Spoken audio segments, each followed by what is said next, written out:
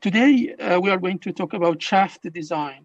So the outline of this presentation is as follows. I'm going to first introduce you to the shaft design, and then I'm going to talk a little bit about shaft types. And then there is a nice flow chart that was produced by our colleague in the UK, how to design a shaft. And we're going to study the first three sections of this flow chart. In the end, I'm going to talk about some associated components with shafts, like keys, for example, or pins, or snap rings. These are the things that are used to locate the gears, for example, or to locate the bearings in the design. What is a shaft? So the definition of a shaft, as you see here from the first point, is like the shaft is a rotating or a stationary member. So it can be a rotating member or it can be a stationary member, as you will see on the next slides. It is usually having a circular cross-section. So it is like, if you look at the cross-section, either it is a solid cross-section or it is a hollow cross-section. And its diameter is smaller compared to its length, right? And this shaft normally carries some power transmitting elements like gears, for example, pulleys, belts, chains, cams. So you see here that the shaft can be a rotating element, can be a stationary element, and it has a circular cross-section. It can be solid, like in this case. It can be hollow, like this case, for example. And it carries all these power transmitting elements, gears, pulleys, belts, chains, cams, flywheels, cranks, sprockets, rolling elements as well, because the shaft has to be carried on or supported by some sort of bearings. In this case, we are going to study rolling element bearings, okay? So the loading on the shaft is coming from those power transmitting elements. So in our case, we are going to focus on two main things, gears and bearings, okay? So the loadings that are on the shaft could be a various combinations. So for example, the shaft can be subjected to bending, can be subjected to torsion or axial loading, or transverse shear. So we are going to talk about these in just a moment, right? So the geometry of the shaft, we are going to focus on the diameter. So in our design, we want to find the minimum shaft diameter. So the minimum shaft diameter, if we have a solid shaft, so is our target here, or our variable that we are trying to find. So we want to find the diameter of the shaft that satisfies the design requirements, right? So practically, the shaft is not going to be of uniform cross-section. So it's not going to be something like this, for example, like, sorry, this is not very uniform. So it's not going to be uniform. So they will have, the shaft is going to be stepped. It will have some steps in it, and we'll understand on the next few slides why we have step shafts, okay? So the main consideration in the design of a shaft is that we want to design the shaft based on strength, so it doesn't fail or it doesn't yield, if you want. So its strength is going to be, or the stresses is less than the strength of the material. We are going to design the shaft based on static strength and also based on fatigue. So this time we're going to talk about static strength, and next time we're going to talk about fatigue. Also, we don't want the shaft to deflect too much, so there are some restrictions on the deflection of the shaft, and also we don't want the shaft to reach or to work at what's called the critical speed. So we're going to talk about the strength of the shaft, or design based on strength. I'm going to show you some deflection equations, and also I'm going to show you how to calculate the critical speed of shafts.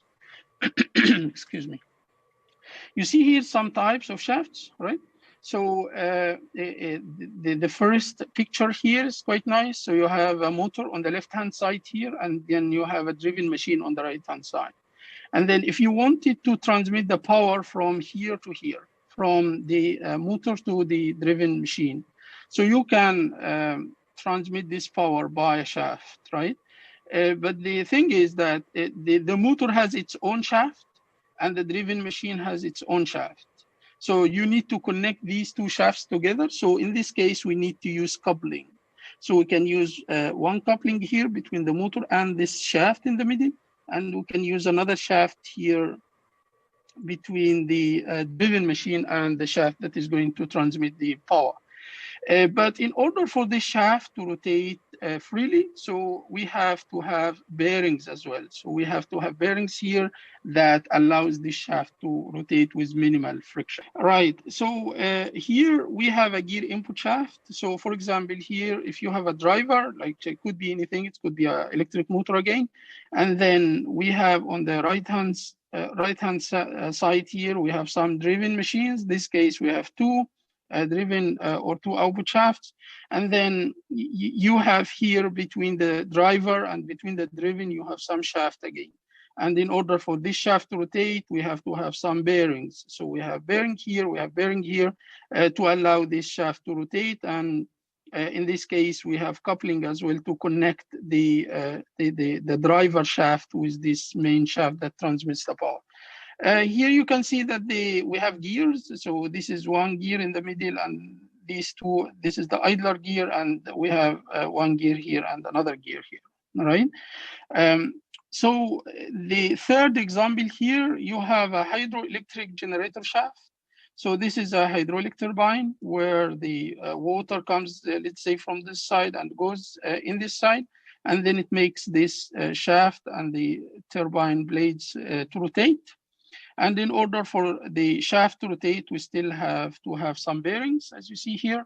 And then this shaft in the middle is going to make the electric generator rotor rotates and then generate this electricity or convert the hydraulic power into electric power.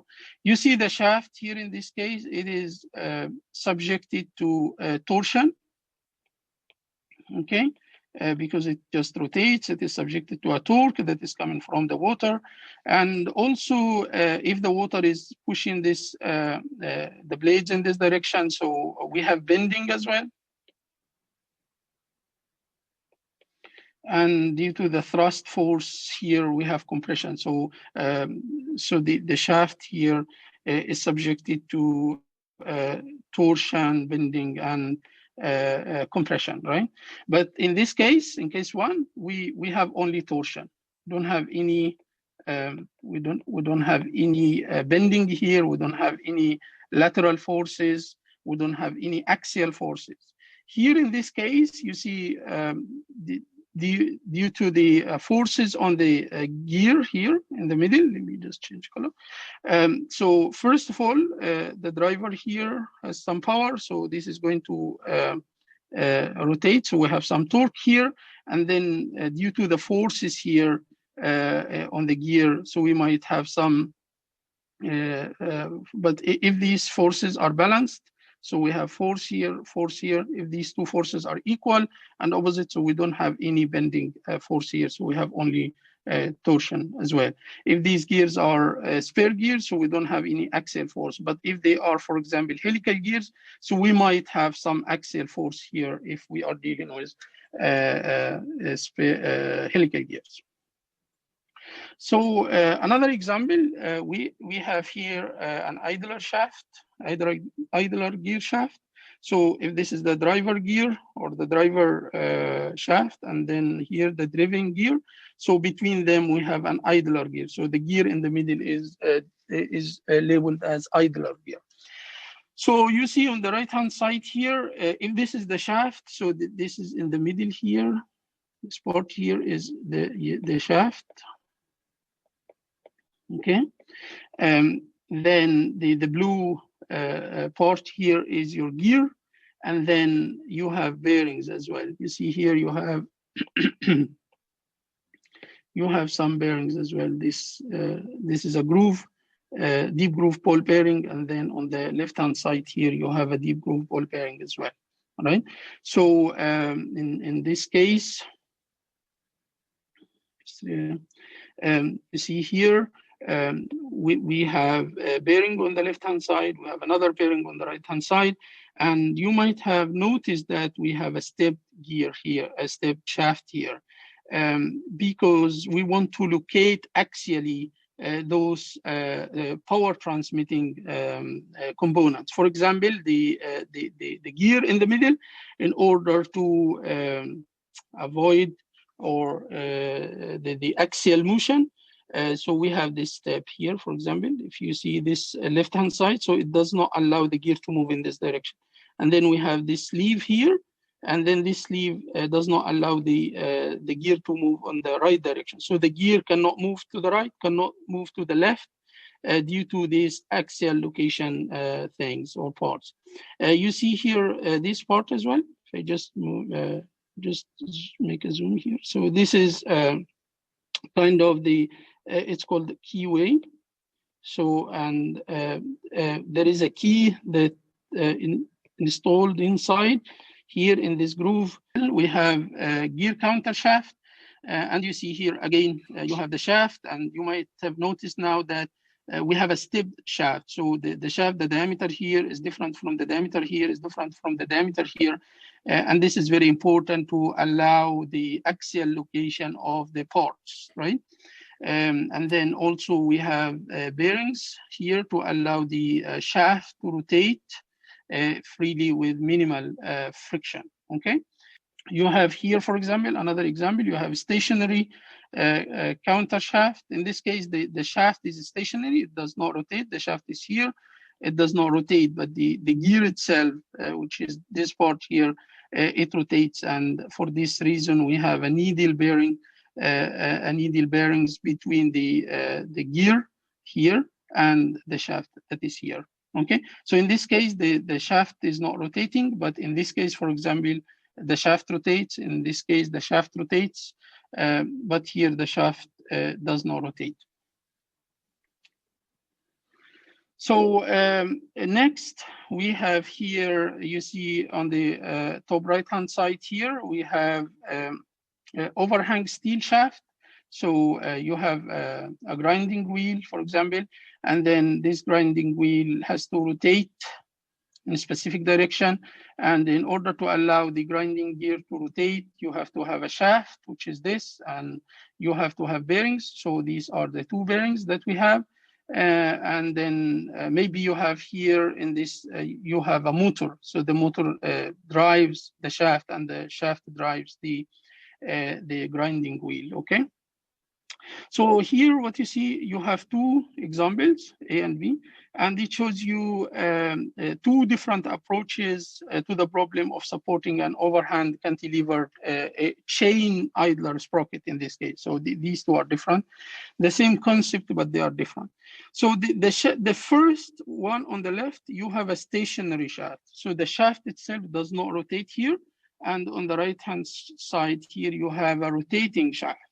And for the stationary shaft, these are the clamping supports. So it does not, there is no bearing between the clamping supports and the shaft, because simply the shaft does not rotate in this case. If you look from here at this portion here, you see that inside here you have one ball bearing here, another ball bearing here. So in this case, the sprocket here rotates against or with respect to the shaft. So the shaft itself does not rotate at all, but here the sprocket rotates because of these bearings, okay? Then if you look at the right-hand side, you see that the shaft itself rotates. That's why we have here a bearing between the clamping support and the shaft, okay? And then I want you to notice also some of the locating strategies here. For example, the shaft here is a step. So you see the step in the shaft here. Okay, and then also you have another step here on the left-hand side. Okay, so to allow the location of the bearing here and the bearing here. And also we have here as well, this pushing here between the gear hub and the bearing. This locates the sprocket with respect to the housing and the bearings as well. So this is a kind of an example of a stepped shaft, and you see here normally where we locate the bearings, they just simply put a cross. So these two crosses means that we have two bearings here, okay, or these are the locations of the bearings. And also you see that we have several steps here, and what is more important also is this, the keyway. So the keyway here means that we are going to transmit the power. For example, if you have let's say we have here some sort of gear, this. So the gear or the power between the gear and the shaft is going to be transmitted through this key here that is going to be between them. We're going to talk more about keys by the end of this class. And you see here, this means that we have another maybe pulley here or a sprocket that is fixed to the shaft or transmits the power to the shaft through a key as well.